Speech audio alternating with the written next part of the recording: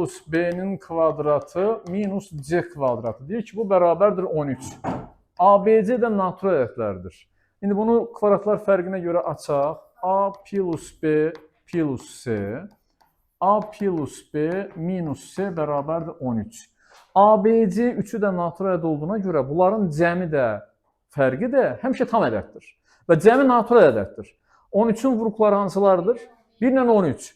Bu daha böyük olduğuna görə bunun yerinə 13, bunun yerinə 1 yazırıq. Yəni yazırıq ki, A plus B plus C bərabərdir 13-ə. A plus B minus C bərabərdir 1-ə. İndi bizdən nə soruşur? Deyir ki, A plus B 2C'nin cəmini tapar. Birinci bunu toplayaq alt-alta.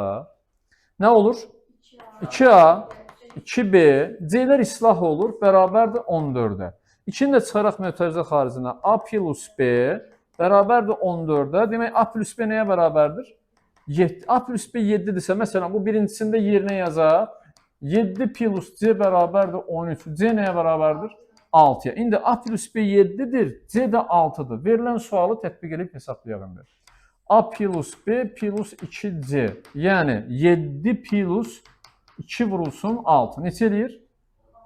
14, bu da 7. 12, 7, 19. Oldu?